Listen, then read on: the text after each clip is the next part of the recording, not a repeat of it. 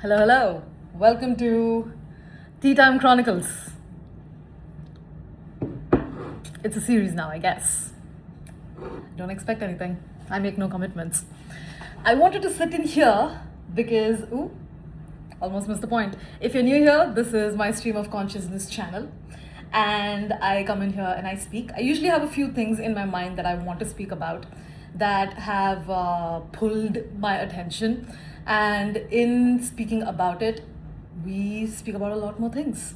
And in the end, it all connects, just like the journey of life, I suppose. Spiritual awakening has been on my mind a lot because I truly believe that I've had one too many. But spiritual awakening is not the main point, or maybe it is. The anchor that brings me in today, the topic that makes me sit here, is how in existing in our minds, in existing in our, head. And I uploaded a video on Instagram a few days ago talking about how reality doesn't exist. Now, reality does exist per se. I mean, we all just, take the reality that we're presented with. There's a reason I'm sitting here. There's a reason I'm making this video. There's a reason you're watching this video if you are. There's a reason this 3D matrix box kind of exists. But the reality that doesn't exist that I'm speaking about is the reality that we perceive as such. And how I have experienced shifts in my own life, so dramatic, the changes in my perception, so abrupt, nothing forced, things that dawned upon by themselves, that had me rethinking everything inevitably, because when you're presented with a different evidence of the same thing, it's like, oh, all right, I need to expand my world of mental processes to, or rather, it's not even in my control. The minute I see an opposing evidence, the mind is already expanded. It has already taken it in, regardless of whether you are doing it or not, regardless of whether you're open to it or not, it has attached itself to you, the narrative of what you see, what you hear. It has added. So if I were to illustrate it, if your brain were, like your literal brain, were a combination of everything that you believed and thought to be true, and then there's someone that says something, someone that does something in your reality, in your frame of reality, that immediately comes and it's here. Now imagine many such stimuli, I guess. Now, there's an ego force that operates over here, which is you and I type stuff. And we get to decide whether we're going to be absorbent of this or not. But it's there. And it influences. It has its claws in us in a certain way. And I say claws because it just does. It permeates into every level of thought we have, every action we do, and we are influenced by our surroundings in this manner, in a myriad of unconscious ways. And unconscious is what I want to speak about. It has always bewildered me because that is what brings me to the spiritual awakening part of it. We're all spirits, so I don't like to get stuck in labels, but spiritual awakening is very apt in this. And the unconscious that I'm speaking about is how unconscious we can be in this particular formation and how external stimuli can actually help us expand if we allow it into consciousness. And Jung spoke about this, it's his magnum opus, right? It's his work, which I'm so dearly grateful for, because it helped put words into things, experiences that I was going through in my own neurodivergent brain. I believe we're all neurodivergent, not in the way that we experience it in the systems and structures, but I believe we're neurodivergent in the sense that neurodivergence really is the base of our mental structure without any programming as such. And that allows you to see what is unconscious and not conscious and how all of these layers. It allows me to have the cognition to frame sentences that sees and illustrates all of these things in real time as I experience it. So it's a pretty multi-dimensional experience. And where was I? What was I saying? Time for a sip of tea.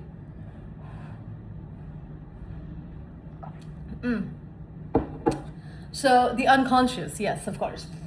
The unconscious is the things that are true, but we aren't capable of perceiving it as such. Now, truth isn't one truth, there's so many. And I'm talking about subjectivity. Because we do take the reality we are presented with, and as such, it's also different. Let's really provide an example of this. Let's take relationships for an example, because that's what brought me here to talk about all of these things. And anxieties. You can apply anxieties to anything and everything. The narrative of anxiety or the narrative of the mind is as such that there is a particular voice of that anxiety, and anxiety has its good reasons to protect you or to have that kind of voice that it has. But oftentimes, that anxiety can be misleading in so many ways, or it could also be very true. So you can't completely disregard it. There's a reason that anxiety exists. And I uncover that the anxiety persists because there is a part of us that, if the anxiety is this, there is a part of us that is actively in connection with that anxiety. We are not affected by it against our own will, so to speak. There is a particular will that engages and entertains it because of the reason that I said. It has a good voice of reason.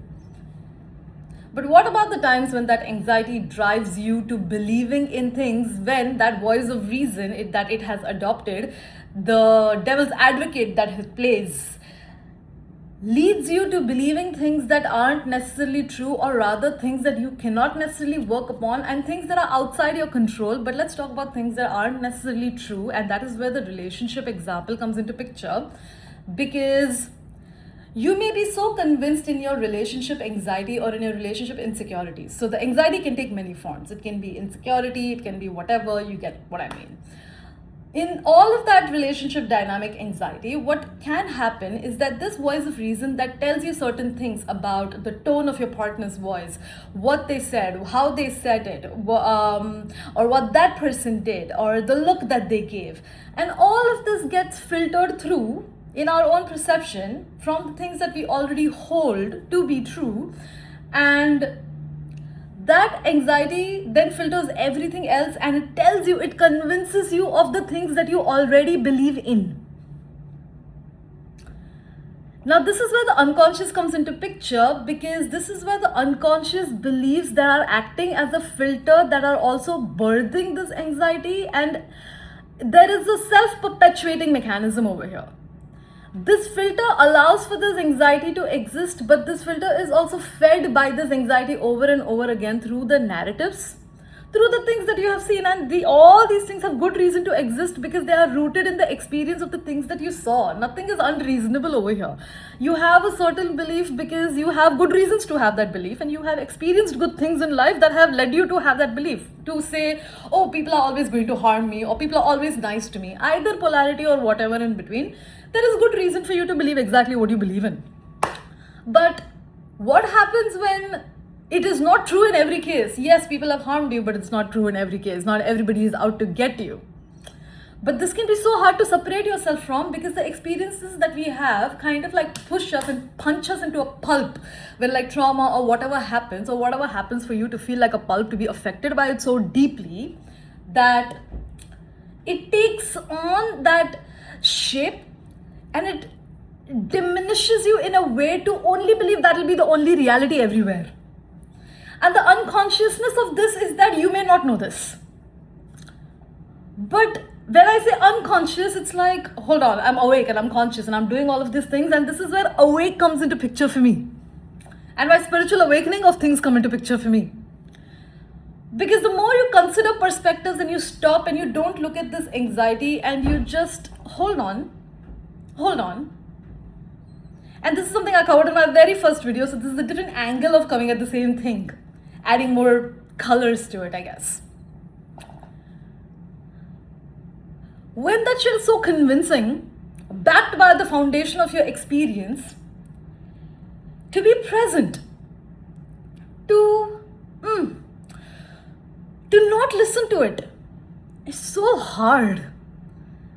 In my very first video where I kind of spoke about this, I spoke about going from a place of reaction to intention. And intention happens in these, in the consciousness of these things. But what I'm speaking about right now specifically is very similar to that, but a degree different in the sense that I'm not speaking about extreme traumatic experiences or things that have fueled this anxiety. Whereas that is the case, let's talk about slighter degrees of this, where it's not as big of a trauma and it's possible for you to take a pause. Whereas in increasing degrees of trauma, it's harder to take a pause because the unconsciousness is greater and the reactivity is greater. So we're talking about like a little lesser degrees. All right, time for a sip.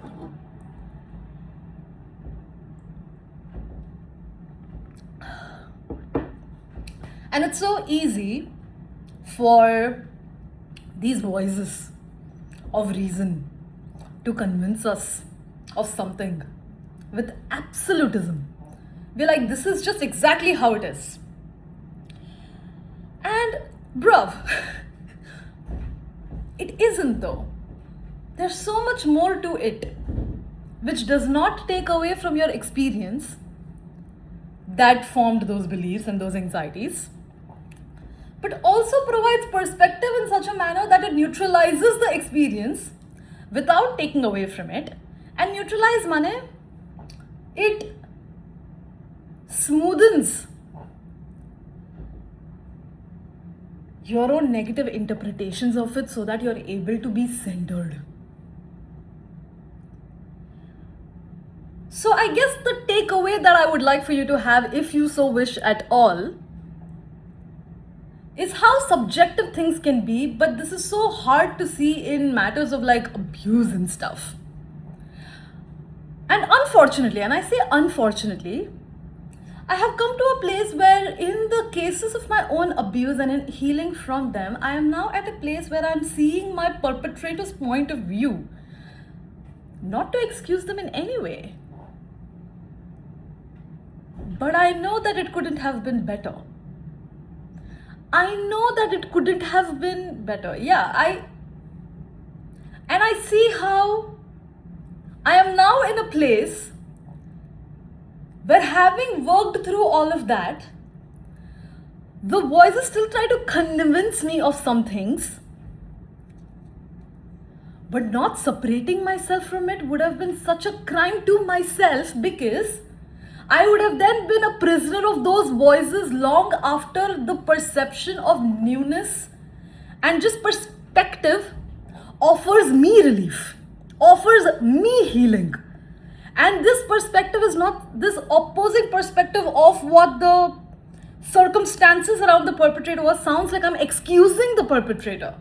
So my ego immediately has a reaction which is like, yo, what the fuck?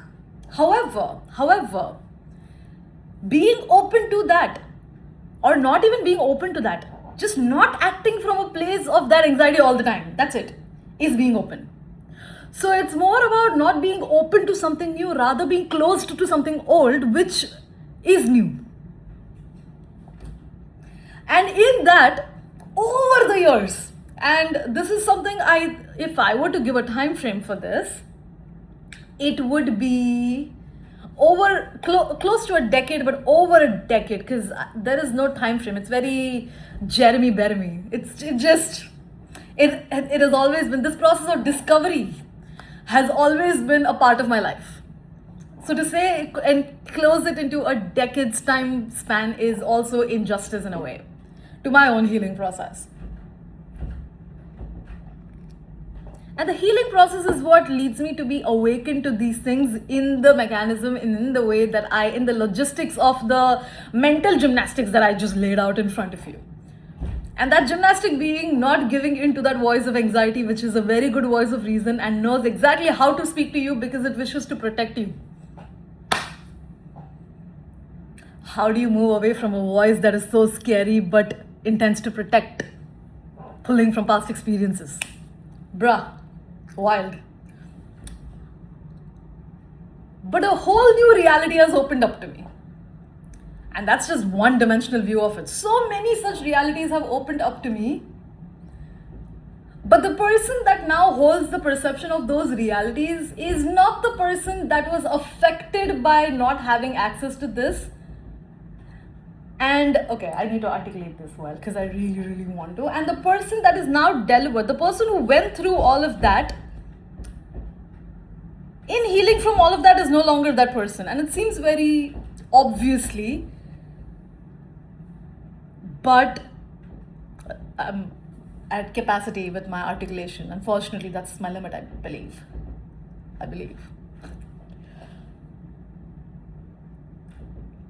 I'm perplexed by the amount of realities opening up to me. Very strange.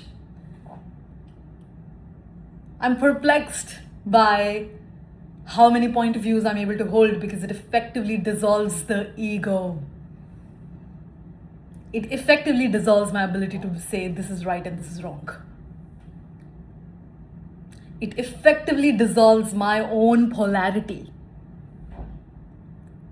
While still being a human and being affected by polarities, it only dissolves it over here in my perception. And that, my friend, is the spiritual awakening I'm speaking about. Because as human in this vessel, in this soul, in this body, in this who's speaking to you, I'm very affected by the things here. If I will stub my toe in this desk, I can look out the window. I can speak to you. But I experience myself as the removal of that filter of Ashwini. And this is what they can spoke about all the time. This is the dissolving of the ego. That never made sense to me. And now that is the only thing that stands to be true in my reality. I see that we create our reality as we are and not as it is. And that we can be anything, but to be anything requires you to be more than this. But then there is a survival mechanism in place that almost acts as keeping you as a prisoner to this. This is where the entire thing about the Earth being a prisoner planet makes sense to me. And the series Midnight Gospel just illustrated this so well. If you haven't already watched it, you must watch Midnight Gospel on Netflix. If it's still there, it should be. What a miss if it's not. But you must. But coming back, spiritual awakening. I exist as a spirit in this body, and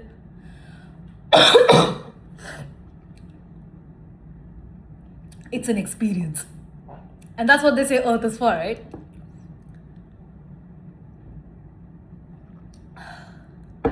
Wild.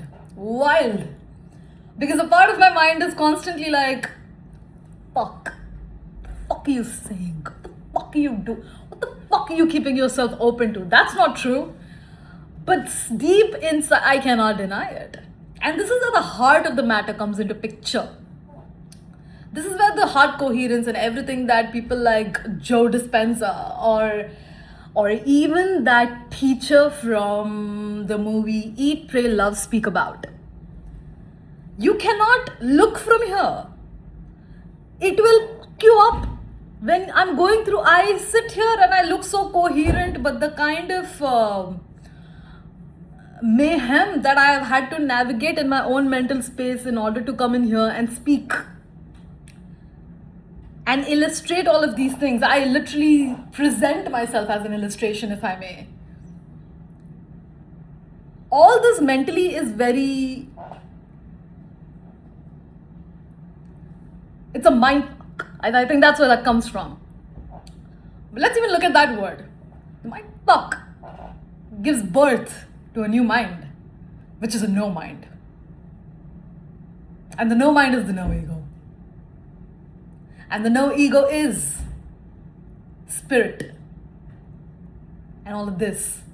And being in spirit and being in your heart already automatically has a sort of connection of oneness. Because in that mayhem where everything may feel like, what's the point? The soul says, this is the point, or like, there is no point. And I feel a connection with, and I'm and I feel already connected with the people who spoke about this before I could speak about this, because when they did, it didn't make any sense to me and sounded downright obnoxious. But now I get it. And in getting it, I wish to speak about it too. Because why not, right? That's the point. That's the point of the soul having the human experience.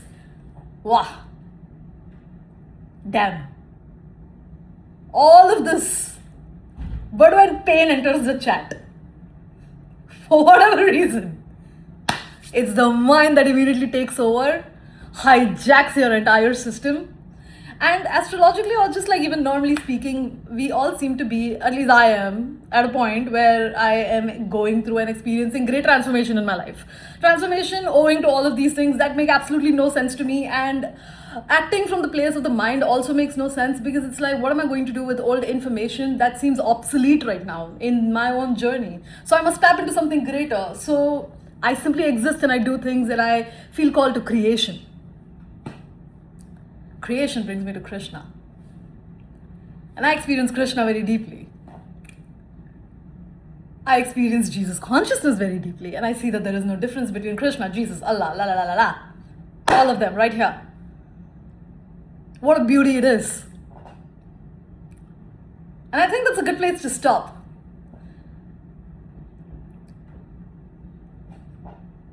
Because spiritual awakening has led me to understand the spirit of things.